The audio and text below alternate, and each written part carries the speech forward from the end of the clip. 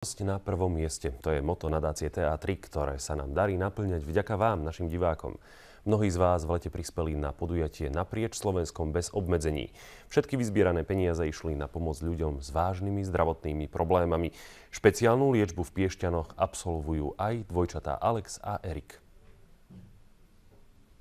Keď sme pred pol rokom priniesli príbeh dvojčiat Veselých, sotva prešli pár krokov. Bez pomoci ťažko. Teraz sú to iné deti. Alex má lepšiu stabilitu a učí sa chodiť po schodoch bez pomoci. Erik už trénuje zastavenie chôdze. Chlapci navštevujú logopéda, majú manuálnu terapiu, ktorá ich veľmi uvoľňuje, majú masáže, majú kyslíkoterapiu. Vlastne toto všetko sa pričinuje k tomu, že ten mozog je stimulovaný. Pokroky sa dostavujú, ideme kročík po kročiku a vlastne chceli by sme doceliť naozaj tú ich úplnú samostatnosť. Aj Alex a Erik boli medzi tými, v mene ktorých prešiel v lete na špeciálnom bicykli správca nadácie TA3 Peter Káčer z Bratislavy do Košíc. Keď sme na začiatku išli do toho projektu, vedeli sme, že táto rehabilitácia je účinná, ale jak sa hovorí, že je lepšie raz vidieť, ako toľko počuť. Je to neuveriteľné, čo sa dá urobiť touto intenzívnou rehabilitáciou.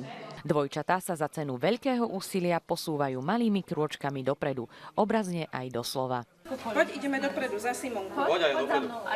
No poď. Tak to hore nožky zdvíhaj pekne. Pomaličky. Práve vďaka aktivitám Asociácie pomoci postihnutým Adely a partnerom, akými aj nadácia TA3, môžeme slovenským pacientom sprístupniť túto rehabilitáciu, ktorá je finančne náročná. Chlapci len nedávno urobili svojim rodičom obrovskú radosť. Prvýkrát stáli obaja v priestore samostatne, bez opory. Chcem sa poďakovať v mene svojich detí všetkým ľuďom, ktorí posielali SMS-ky, vďaka ktorým sme mohli absolvovať túto rehabilitáciu. Terapiu v Piešťanoch má za sebou už 6 klientov, ďalších 6 čaká na budúci rok. Šancu na zlepšenie zdravotného stavu im dali naši diváci. Blanka Dolková, TA3.